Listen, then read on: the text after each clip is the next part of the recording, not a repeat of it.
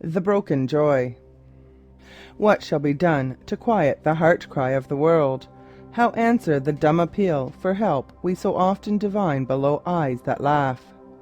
A.E. in The Hero in Man. Dreaming of happiness, feeling that at last they have each found the one who will give eternal understanding and tenderness, the young man and maiden marry.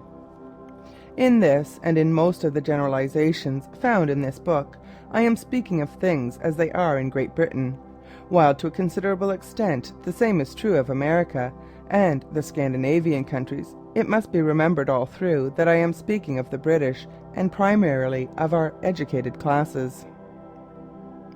At first, in the time generally called the honeymoon, the unaccustomed freedom and the sweetness of the relationship often does bring real happiness. How long does it last? Too often a far shorter time than is generally acknowledged. In the first joy of their union it is hidden from the two young people that they know little or nothing about the fundamental laws of each other's being. Much of the sex attraction, not only among human beings but even throughout the whole world of living creatures, depends upon the differences between the two that pair. And probably, taking them all unawares, those very differences which drew them together now begin to work their undoing. But so long as the first illusion that each understands the other is supported by the thrilling delights of ever-fresh discoveries, the sensations lived through are so rapid and so joyous that the lovers do not realize that there is no firm foundation of real mutual knowledge beneath their feet.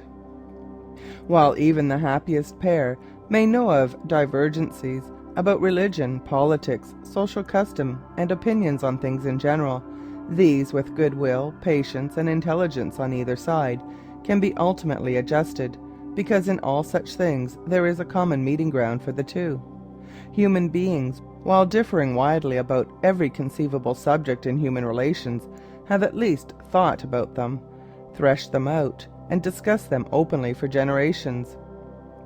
But about the much more fundamental and vital problems of sex, there is a lack of knowledge so abysmal and so universal that its mists and shadowy darkness have affected even the few who lead us, and who are prosecuting research in these subjects. And the two young people begin to suffer from fundamental divergencies before perhaps they realize that such exist, and with little prospect of ever gaining a rational explanation of them. Nearly all those whose own happiness seems to be dimmed or broken count themselves exceptions, and comfort themselves with the thought of some of their friends who they feel sure have attained the happiness which they themselves have missed. It is generally supposed that happy people, like happy nations, have no history. They are silent about their own affairs. Those who talk about their marriage are generally those who have missed the happiness they expected. True as this may be in general, it is not permanently and profoundly true, and there are people who are reckoned, and still reckon themselves, happy, but who yet unawares reveal the secret disappointment which clouds their inward peace. Leaving out of account femme incomprises, and all the innumerable neurotic, supersensitive, and slightly abnormal people, it still remains an astonishing and tragic fact that so large a population of marriages lose their early bloom and are to some extent unhappy. For years many men and women have confided to me the secrets of their lives, and of all the innumerable marriages of which the inner circumstances are known to me, there are tragically few which approach even humanly attainable joy. Many of those considered by the world, by the relatives, even by the loved and loving partner, to be perfectly happy marriages, are secretly shadowed to the more sensitive of the pair. Where the bride is, as are so many of our educated girls, composed of virgin sweetness shut in ignorance, the man is often the first to create the rift within the lute. But his suffering begins almost simultaneously with hers. The surface freedom of our women has not materially altered, cannot materially alter, the pristine purity of a girl of our northern race. She generally has not even the capacity to imagine the basic facts of physical marriage, and her bridegroom may shock her without knowing that he was doing so. Then, unconscious of the nature, and even perhaps of the existence of his fault, he is bewildered and pained by her inarticulate pain.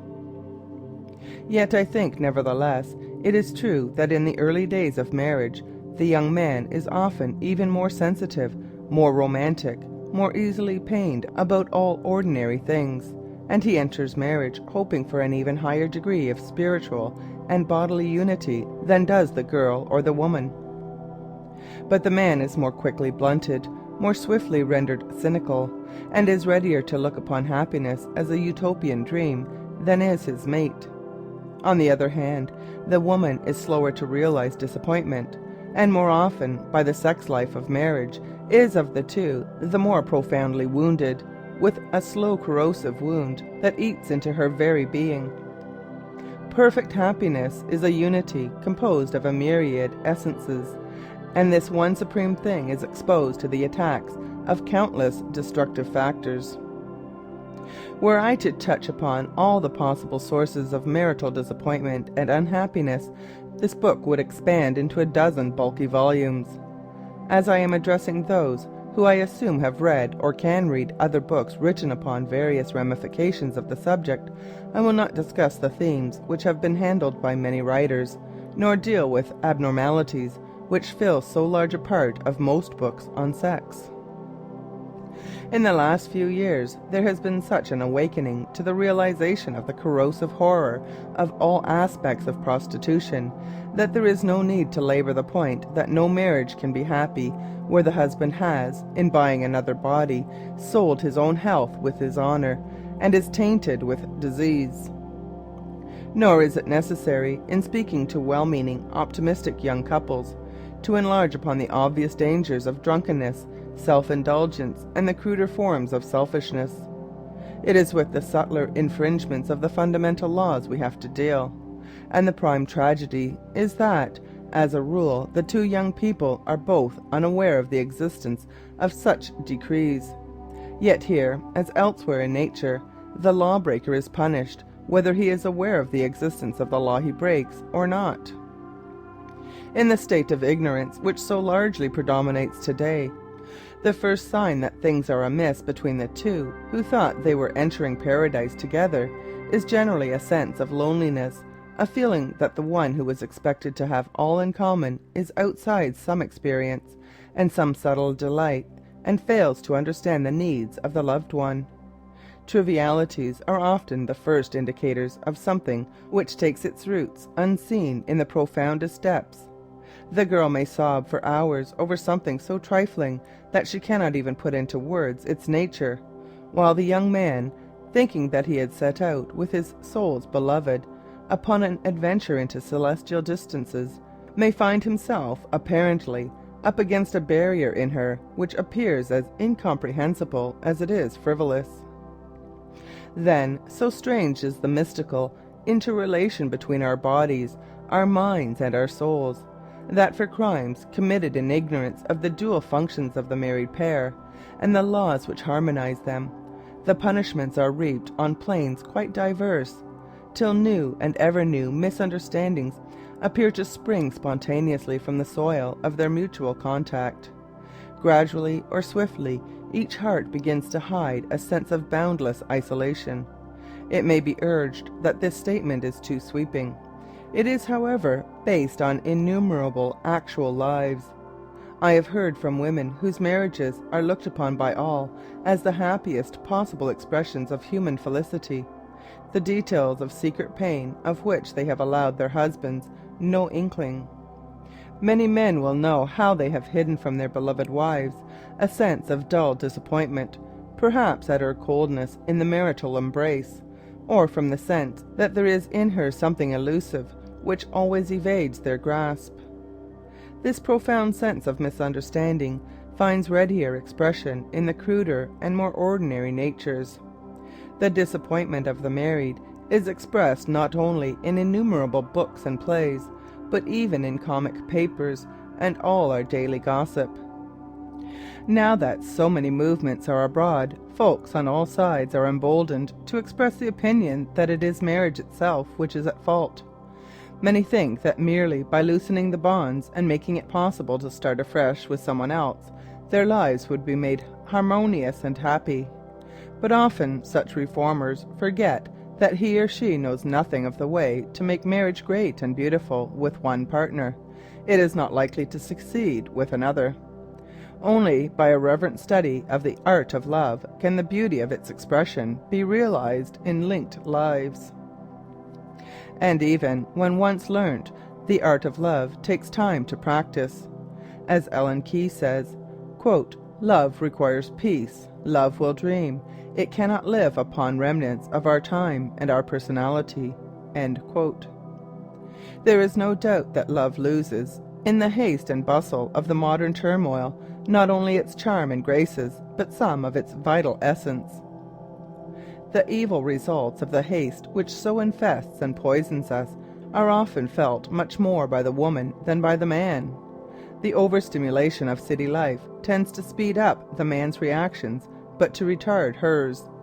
To make matters worse, even for those who have leisure to spend on lovemaking, the opportunities for peaceful, romantic dalliance are less today in a city with its tubes and cinema shows than in the woods and gardens where the pulling of the rosemary or lavender may be the sweet excuse for the slow and profound mutual rousing of passion. Now physical passion, so swiftly stimulated in men, tends to override all else, and the untutored man seeks but one thing, the accomplishment of desire. The woman, for it is in her nature so to do, forgives the crudeness, but sooner or later her love revolts, probably in secret, and then, forever after, though she may command an outward tenderness, she has nothing within but scorn and loathing for the act which should have been a perpetually recurring entrancement. So many people are now born and bred in artificial and false surroundings that even the elementary fact that the acts of love should be joyous is unknown to them. A distinguished American doctor made this amazing statement, quote, "I do not believe mutual pleasure in the sexual act has any particular bearing on the happiness of life." American Medical Association, Rep. 1900.